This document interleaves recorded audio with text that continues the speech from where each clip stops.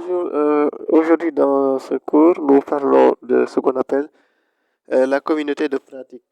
Dans les cours précédents, donc si vous vous rappelez bien, excusez-moi, nous avions parlé de l'intelligence collaborative. Donc nous avions notamment fait une petite introduction et également aussi parlé de certains points comme la coopération, n'est-ce pas également, toujours dans cette petite introduction-là, et aussi de la collaboration. Et nous avons également donc donné une petite définition de l'intelligence collaborative. Donc aujourd'hui, nous voulons parler rapidement de ce qu'on appelle la communauté de pratique.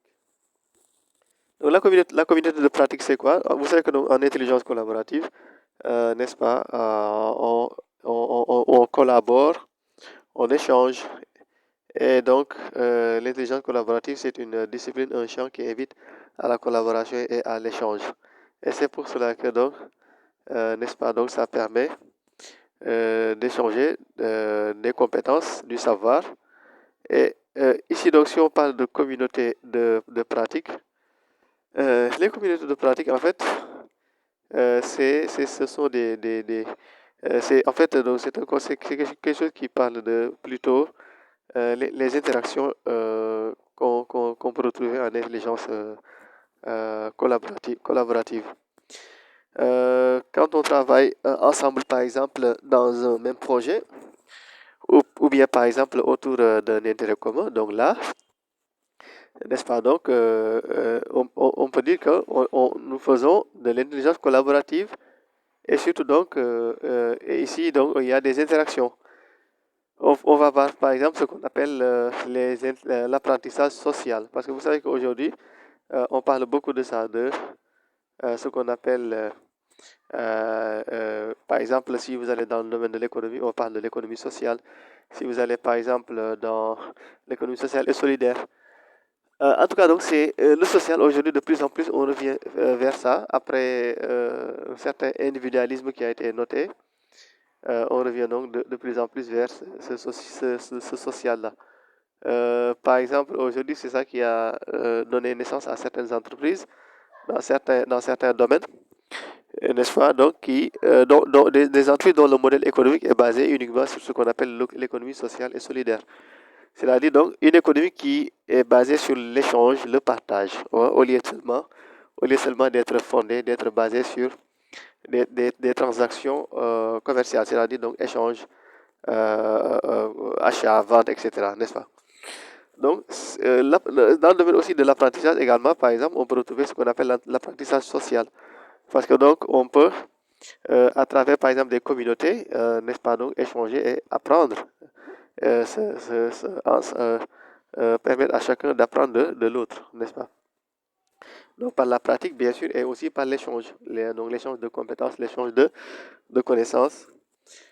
Si vous regardez aujourd'hui même, nous avons ce qu'on appelle des espaces de coworking, on les voit de plus en plus.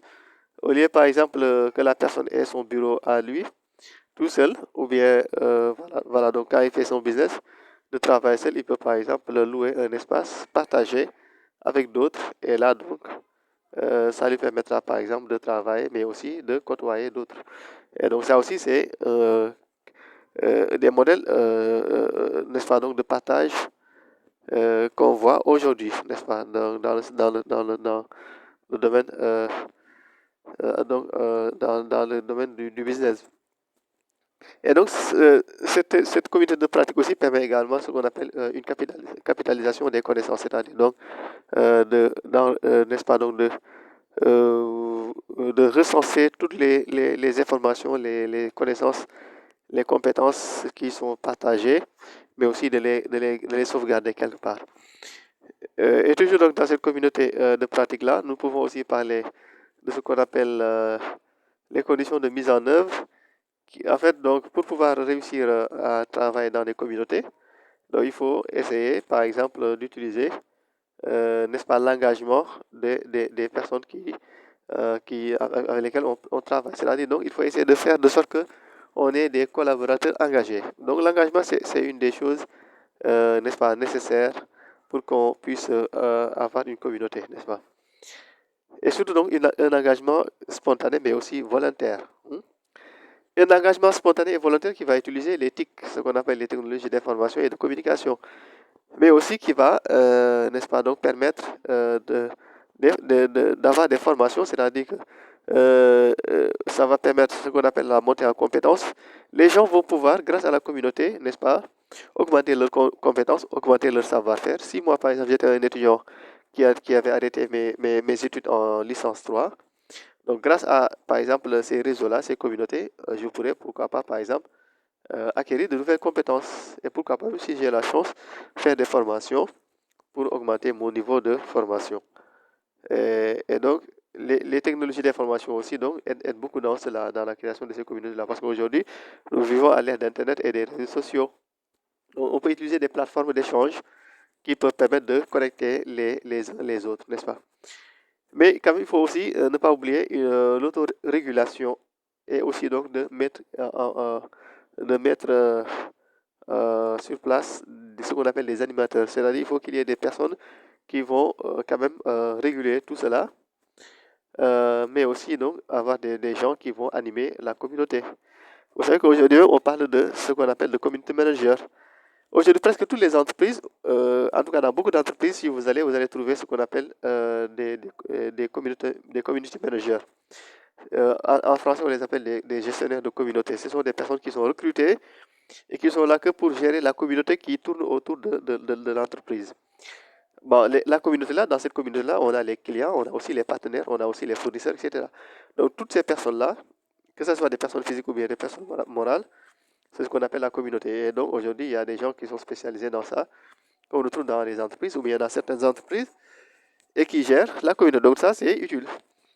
Mais aussi également, donc, de façon générale, toujours donc pour utiliser ces communautés-là, n'est-ce pas, essayer de quand même de tenir en compte ce qu'on appelle la confidentialité. C'est-à-dire qu'il n'est pas dit que quand même qu'il y a une communauté, il y a des échanges d'informations que pour autant que les informations doivent être ou bien peuvent être échangées n'importe comment. Il faut penser quand même à ce qu'on appelle la confidentialité, c'est-à-dire à ne pas mettre sur l'espace public la vie privée des gens quand même. Donc ça, on doit tenir compte de cela, n'est-ce pas? Voilà, en tout cas, donc, la communauté, c'est très utile et donc c'est vraiment un volet important en intelligence collaborative parce que on parle de collaboration et donc la création d'une communauté où les gens vont échanger, vont se voir, vont partager, que ce soit des connaissances, que ce soit pour faire des formations ensemble, pour se former mutuellement, n'est-ce pas? Donc, tout ça, c'est des choses très utiles et donc il faut tenir compte.